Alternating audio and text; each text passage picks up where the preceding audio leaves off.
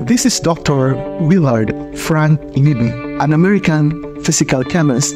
In 1960, he won the Nobel Prize in Chemistry for his work on radiocarbon dating, a process that revolutionized archaeology and paleontology. Our lesson for today is about the mathematics of carbon dating. A common complaint among math students is that they cannot see the application of mathematics in real life. In this week's episode of our live stream, our theme is math application. Let me start with the science of carbon dating first before we discuss the mathematics behind it.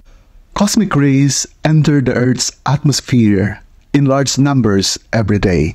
For example, every person is hit by about 500,000 cosmic rays every hour. It is not uncommon for a cosmic ray to collide with an atom in the atmosphere, creating a secondary cosmic ray in the form of an energetic neutron, and for these energetic neutrons to collide with nitrogen atoms. When the neutron collides, a nitrogen-14 atom composed of 7 protons and 7 neutrons turns into a carbon-14 atom with 6 protons and 8 neutrons, and a hydrogen atom with 1 proton and 0 neutron. The carbon-14 atoms that cosmic rays create combine with oxygen to form carbon dioxide, which plants absorb naturally and incorporate into plant fibers by photosynthesis. The radioactive carbon will react with oxygen in the atmosphere to produce radioactive carbon dioxide. The radioactive carbon dioxide is breathed in and stored by plants, which are consumed by herbivores who are preyed on by carnivores or omnivores, such as humans. The carbon content of every organism under atmosphere, therefore,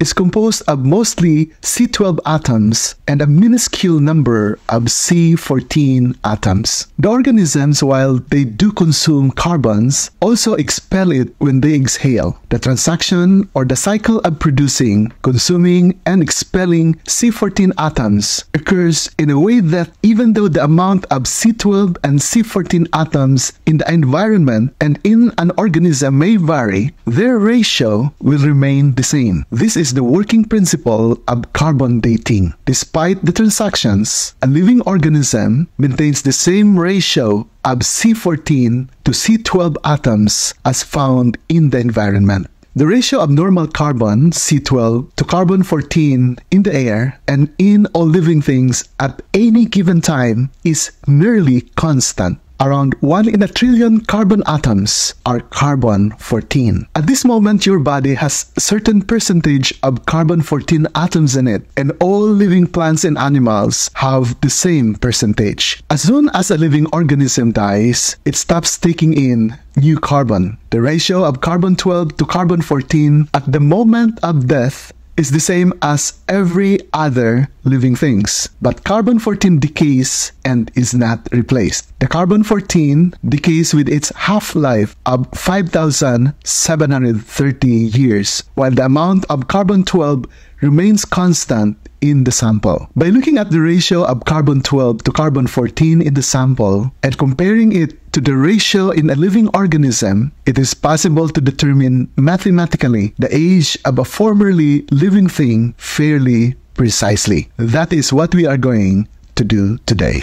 Let's start learning the mathematics behind carbon dating. Here is our problem. A paleontologist examining the bones of prehistoric animals estimates that they contain 2% as much carbon-14 as they would have contained when the animal was alive. How long did the animal live? If prior research points that the animal being around 20,000 years old, how much carbon-14 should be in the animal? So we can think of the situation this way. You have this bone containing 2% carbon-14 compared to what is expected when the animal is still alive.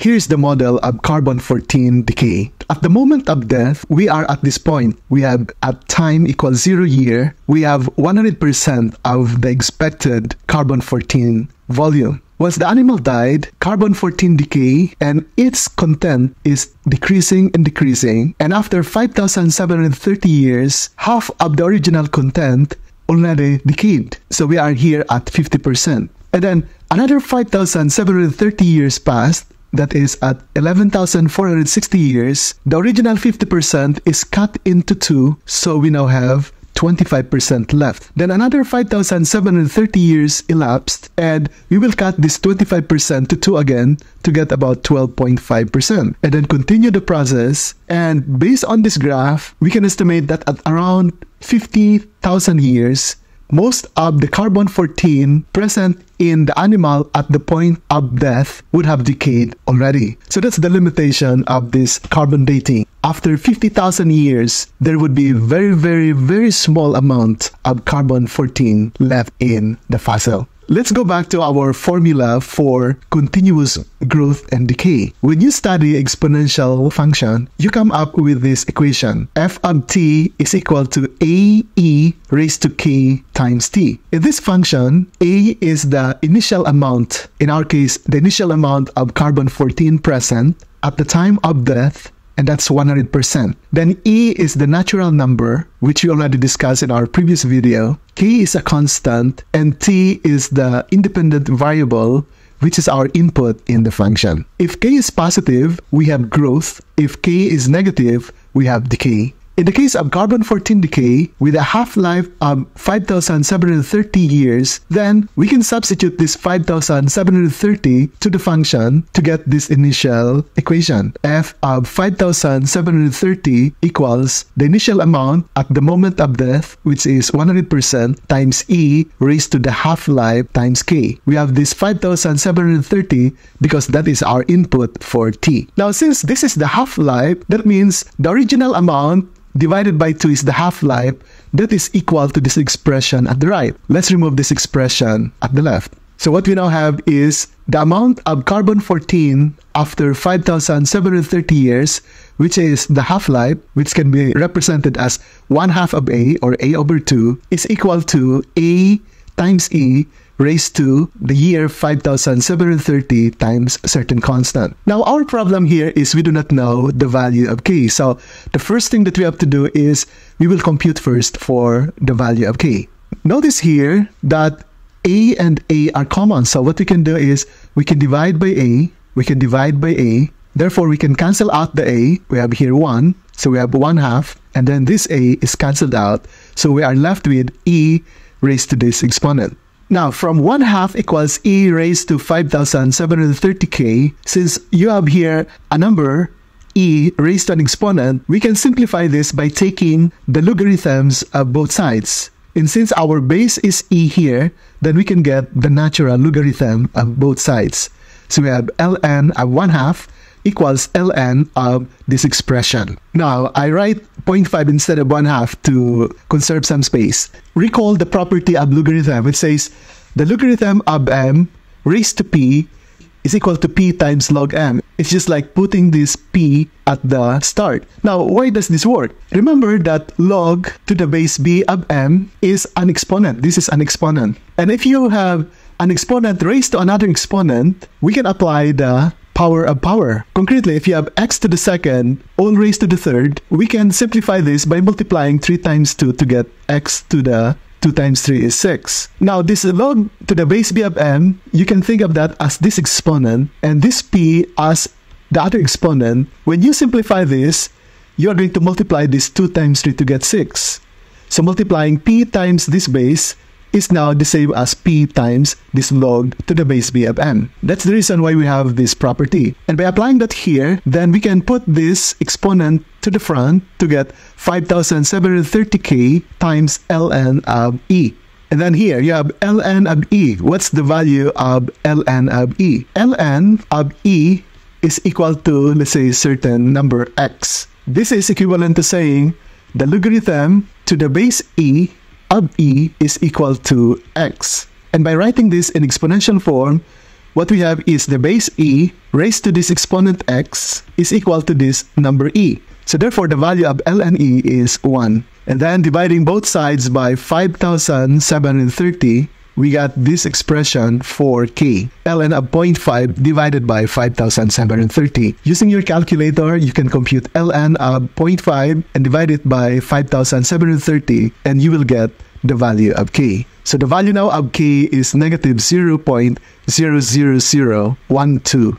you have a negative sign here because what we have is a decay. We need this value of K so that we can model the exponential decay of carbon-14. From our formula for continuous decay, we now have this decay function for carbon-14. So this function now is our specific model for the decay of carbon-14. And we are going to apply this to solve our problem.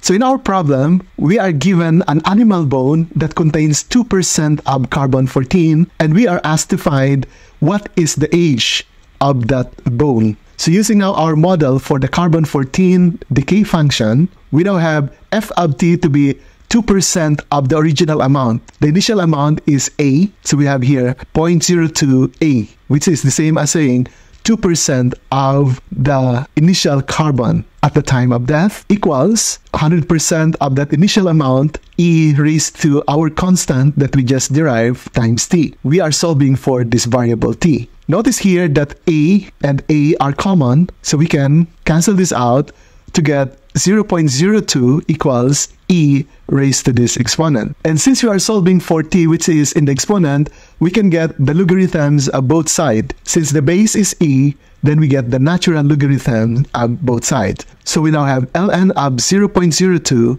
equals ln of e raised to this exponent. And then applying the property of logarithm, we can write this exponent as a factor in the front. We just copy the left side. And then we know from the previous slides that ln of e is 1. So what we are left at the right side is just this negative 0.00012t. We just copy the left side. And then we can divide both sides by this factor so we can compute t. So we now have ln of 0.02 divided by our value of k equals t. And that gives us a value of t of 32,600 years to be the approximate age of our fossil. To check, you can substitute f of 32,600 equals ae raised to negative 0.00012t. But at the moment of death, we have 100% of all the carbon-14, so we have 1 here, and we substitute t to be 32,600, and you will get a value of approximately 0.02 or 2%. Now, the second part of the problem is, if prior research points that the animal being around 20,000 years old, how much carbon-14 should be in the animal? So by applying now our model for carbon-14 decay, we have f of 20,000 years equals the initial amount, which is 100% at the start, times e raised to the k value of negative 0.00012 times 20,000 years. Then simplifying this right side, we have e raised to negative 2.4. And then solving for e, we got a value of about 9%. So an animal that is 20,000 years old is expected to have about 9% of its carbon-14 present in that animal fossil. So that's the beauty of Dr. Libby's creation, this radiocarbon dating.